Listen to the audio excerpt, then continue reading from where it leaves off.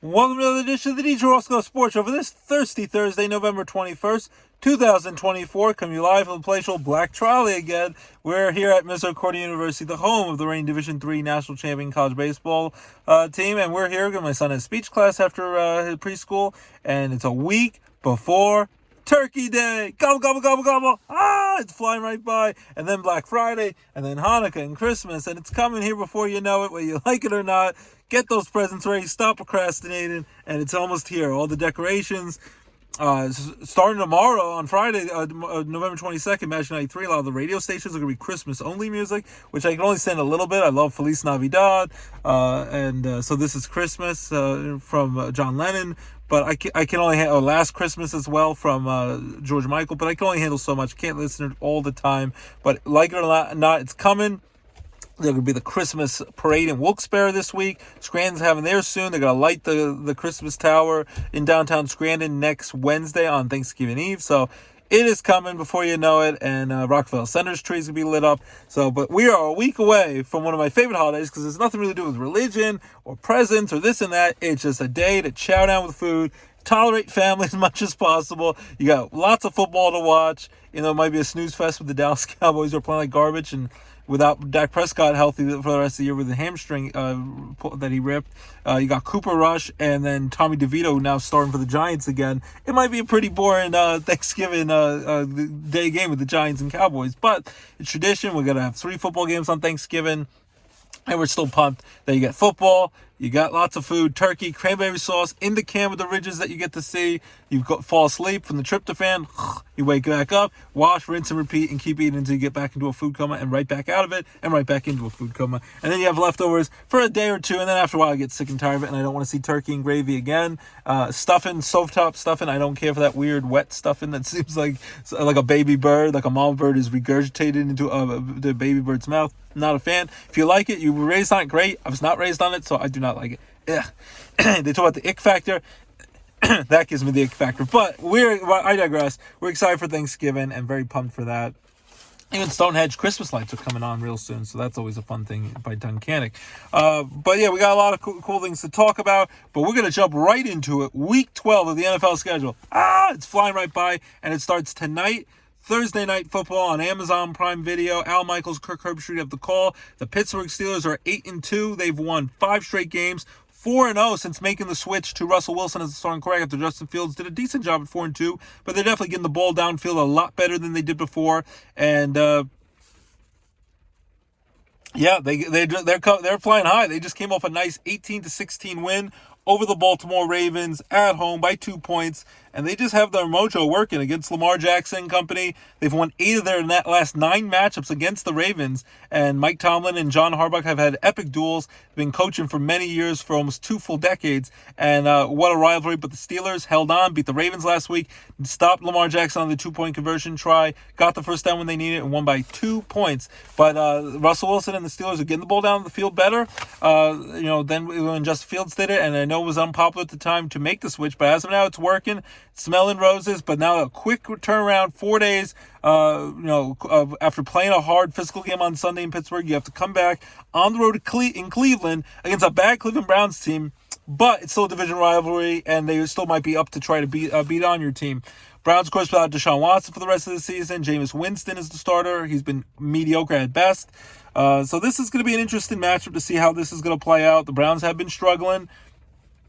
So I'm curious, do the Browns put up much of a fight here? I would think that they're going to try their all, and they're going to give them a tough time. They are coming off a tough 35-14 drubbing by the New Orleans Saints in New Orleans last Sunday. So 2-8 Browns, 8-2 Steelers. Of course, Thursday Night Football 5 years ago was Myles Garrett bashing Mason Rudolph over the head with a helmet.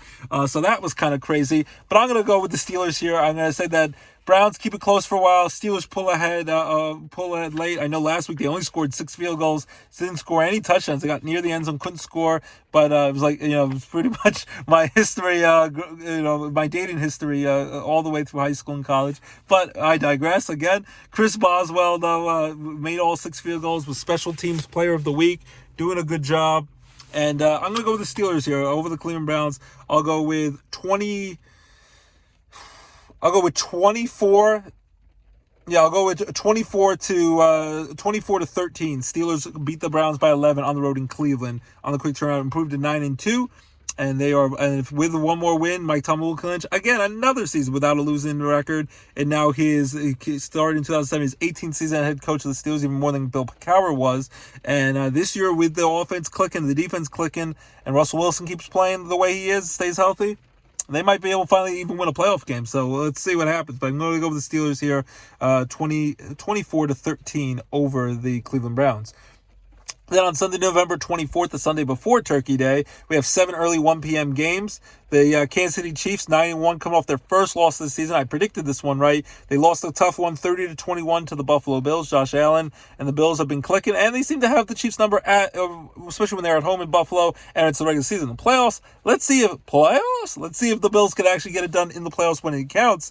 Like, even this past season, back in early 2024, Bills couldn't get it done. They missed the field goal. Josh Allen was just mediocre, but in this game, he was played out of his mind, had the big touchdown, running touchdown on 4th and 2. So the Chiefs get their first loss of the season. They weren't going to go undefeated throughout the year. They barely won some games early in the year against the Bengals and the Broncos the week before with the blocked field goal. The Miami Dolphins, 72 Dolphins, can pour champagne and celebrate. They're still the last undefeated, perfect team to go through the whole regular season and playoffs and win the Super Bowl because, of course, the Patriots did it when they were 16-0. The Dolphins were 14-0 back then when they only played 14 games, but then lost the Super Bowl to the Giants. So the Chiefs, probably better to get this loss out of the way. They still played the Bills tough. They're still going to be a hard team to fight off, but they got to improve on certain things. And Pat Mahomes, as great as he is, he's turned over the ball a little too much. But they should have an easy elixir for their struggles from last week, playing the stinky Carolina Panthers, coming off a bye week when they beat the Giants by 3 points in overtime in Germany.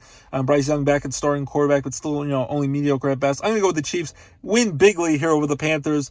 I'll go with 31-17. They win by 2 touchdowns, 1 o'clock on CBS. They'll improve to 10-1, the Chiefs. The Vikings, they've been rolling. They just coming off a 23-13 10-point victory over the Titans last week. Sam Darnold and the Vikings continue to play pretty well. They will play at the Bears, and the Bears continue to struggle. They almost beat the Packers in upset last week, lost by 1 point. 1 measly point with the blocked field goal late, but the Bears are struggling. Caleb Williams, their rookie, starting correct, a lot of skills, but he's struggling out there. Their head coach is probably out of the hot seat, might get fired. I'm going to go with the Vikings here to beat the Bears. I'll go with 23-20. Vikings close over the Bears on the road in Chicago, 1 o'clock on Fox. 1 o'clock on CBS, the Titans, coming off that loss to the Vikings, play at the Houston Texans. Texans were able to win the battle of Texas. Don't mess with Texas. They crushed the Cowboys 34-10 by 24 points on Monday Night Football this past week. Not a big shock with the Cowboys being banged up and struggling before they had all the injuries. Texans, they lost some close ones and blew that big lead to the Lions the week before on Sunday Night Football. Lost to my Jets I keep forgetting the highs, on Halloween a couple weeks ago. But the Texans here, I'm going to say they'll beat the Titans here. C.J. Stroud and the Texans, they're starting to click. They got Nico Collins back. Unfortunately, no Stephon Diggs for the rest of the year because he tore his ACL. But I'm going to go with the Texans to beat up on the Titans. I'll go with 27-10. They'll win by 17 points. 1 o'clock on Fox, the Detroit Lions are rolling at 9-1. The top record in the NFC, might be the best team in all of football. They will play at the Indianapolis Colts. I'm going to go with the Lions here. Colts are 5-7. Got a much-needed win against my Jets. Oh, my word. Cry me a river. Jets can't find a way to win any game. They came back from down 13-0. Looked like they were going to win. Couldn't stop the Colts late in that game, and they got Anthony Richardson, their struggling young quarterback in year number 2, whether it be injuries or just struggling to play. Got his starting job back over the veteran Joe Flacco, and he was able to lead them downfield against the Jets' defense, which has been horrible since they fired Robert Saleh after 5 games. At least the defense was good for a while. And with all that talent, they were able to come back against the Jets defense, and the Colts were able to pound it in Richardson for the quarterback sneak, the touchdown, and then the Colts beat them by 1 point, 28-27 to save their playoff hopes. But I'm going to say the Lions go on the road and crush the Colts. They've been put up a lot of points. I'm going to go with 37-24. They win by 13 over the Colts. 1 o'clock on CBS, the Patriots, who have been playing a little bit better of late with Drake May, the rookie quarterback. He's putting the ball down the field, and it looks like he has some skills. Lost a close one by 6 points, 28-22 to the LA Rams last week, but the 3-8 8. They're playing at the Dolphins, 4-6, who are starting to heat up since Tua came back healthy, lost a couple of close games. Now have won some close games over the Rams and the Raiders, respectively. They beat up on the Raiders last week by 15, 34-19. I'm going to say Tua and the Dolphins continue to click and stay in that playoff hunt. As long as Tua is healthy, the Dolphins have enough pieces. They just need the quarterback to stay healthy. Much better team when he's healthy. I'm going to say the Dolphins over the Patriots. They pull away. I'm gonna, after it's close for a little while, I'll go with 30-20. They win by 10. Then 1 o'clock on CBS. We got the Bucks coming off the bye week. I think they're 4-6. Baker Mayfield's playing, a great football, a lot of heart, a lot of tenacity, but a lot of injuries. Godwin's out for the year, but Mike Evans, their star wide receiver, is back from the hamstring injury after the bye week, so that will be a big help after they lost a heartbreaker to the 49ers before the bye week. I'm going to go with Joe Aber's Bucks to beat the Giants, who stink at 2-8. The Giants now have benched Daniel Jones, who won't even be the backup. He'll be the third string quarterback, because if he plays it all anymore the rest of the season, it's a little bit of cheapness. Then he gets injured, and he's fully guaranteed, I think, for next year, a lot of money. So now Daniel Jones, his tenure with the Giants after 6 years, he had that one really good year to get that contract, the $40 million a year, which I'm like, I don't know what they're smoking to give him that deal. And they helped lead them to a playoff road victory over the Vikings before the Eagles beat them in the second round 2 years ago in Brian Dable's first year as head coach. But a lot of that was also Saquon Barkley. The whole team was better, and they lost Saquon Barkley after that. And Saquon Barkley was an amazing talent. And of course, they let him go to the Eagles, and now he's an MVP candidate. Well, that was a big loss. So Drew Lock will be the backup, even though he's getting paid $5 million a year. They rather have the more entertaining Tommy DeVito. So Tommy DeVito, we'll see what he does. The Syracuse star, he had some positive skills and won some games for them last year. Even on Monday night against the Packers last year. At one point, he has that crazy agent, his agent, who looks pretty wild and like a weird character. But it's fun times. So Tommy DeVito will make it interesting. He played better than you thought he would last year. But I still think Baker Mayfield and the Bucks, way better team, even being banged up, coming off the bye week. They'll be rested. I'm going with Joe Aber's Bucks. They will pull away from the Giants. They'll play close for a little while at home, but the Giants, even with Tommy DeVito giving them a little spark, Bucks will crush the Giants. I'm going to go with 31-17. They win by 2 touchdowns. Then the last of the 1 o'clock games, a big-time NFC East Division rivalry game, but Washington will crush the Cowboys. Cowboys 3-7. Mike McCarthy's dead man walking. He will be fired, even though it's not all his fault, but the team struggles even before they got the injuries. And now without Dak Prescott, they might as well not even let Cooper Rush play. They might as well see what Trey Lance can do, give him a chance to play. We'll see if they eventually turn the corner of that. With Jerry Jones not getting any younger, and he must be super frustrated. They will play at the Washington Commanders, who lost a close one last Thursday Night Football by 8 points, 26-18 in Philly. So I'm going to go with Jaden Daniels, the star rookie quarterback in Washington. They will beat up on the Cowboys. I'll go with 34-10. They crushed them by 24 points. Then we have 3 late afternoon 4 p.m. games, 4:05 on CBS. The Broncos 6-5, coming off a big Falcons victory, 38-6 in Denver last week. Bo Nix, their rookie quarterback, playing much better of late for Sean Payton. Starting to click, the offensive guru with his rookie quarterback. Broncos will go on the road and now take on the Vegas Raiders. Who I now think have Gardner Minshew back as the starter, but I'm going to go with the Broncos are just way better, even in a division rivalry game. Broncos will beat up on the lowly Raiders. I'll go with 27-13. They win by 2 touchdowns in Vegas. 4:25 on Fox, a big-time game of the day. You have Kevin Burkhardt and Tom Brady and Aaron Andrews, the number 1 broadcast team, do the game.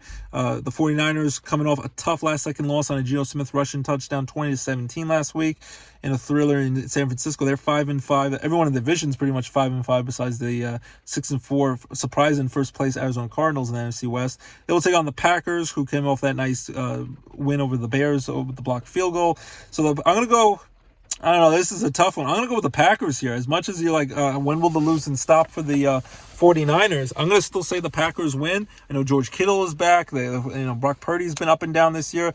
I just think Jordan Love at home at Lambeau Field, they get it done. And this would be a bad loss. 49ers are going to start, might run the risk of not even making the playoffs. But after all that talent and making the Super Bowl last year and the last few years and not winning it all, this would be bad if they don't find a way to win it all. There'll be a lot of pressure maybe to even get rid of Shanahan at coach or John Lynch at general manager. We'll see. But I'm going to go with the Packers beating the 49ers. Close one, 27-24.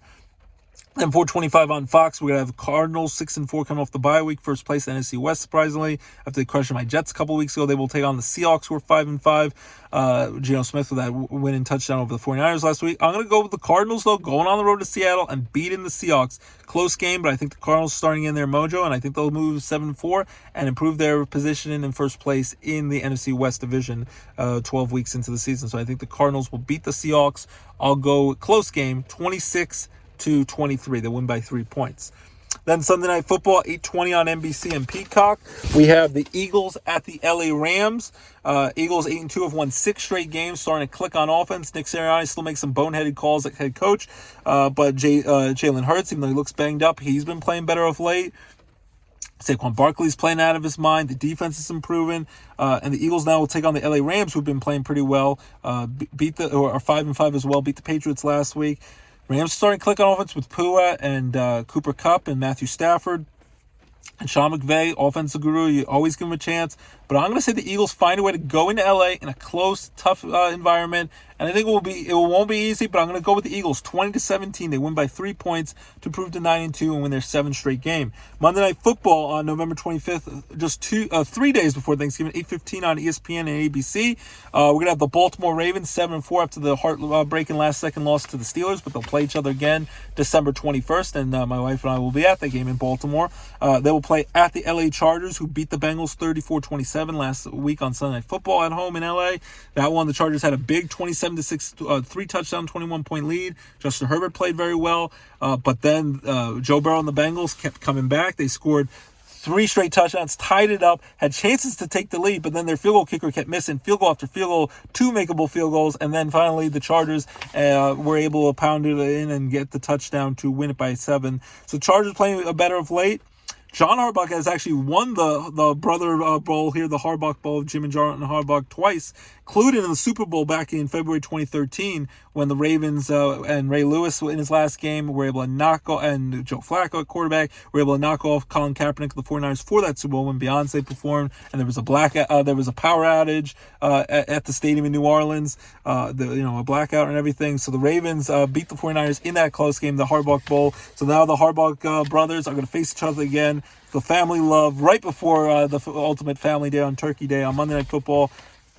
I'm going to go with the Ravens here. The Chargers, Justin Herbert is starting to really click, and John Harbaugh really has him believing in himself. And the Chargers have a chance here, but I'm going to say the Ravens still have Lamar Jackson, probably one of the best players in the whole league, running and throwing that ball. Barely beat the Steelers last week. Barely lost the Steelers last week. Have so much talent on both sides of the ball. I just think that John Harbaugh will outbest his brother again, Jim Harbaugh, and go with the Ravens over the Chargers in a close one. I'll go with 30-23. They win by a touchdown over the Chargers.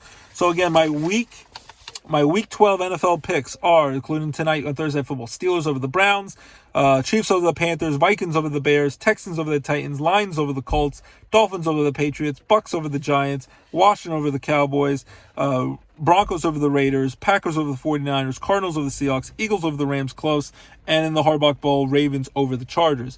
And then there's 6 teams that are off with bye weeks this week. The Falcons are off after their bad loss to the Broncos last week, and Kirk Cousins and the Falcons sort of struggle. Their rookie quarterback Michael Penix got to play a little bit of game. They're off. The Bills are 9-2 on a 6-game win streak, running away with the AFC East Division title after that big Chiefs win.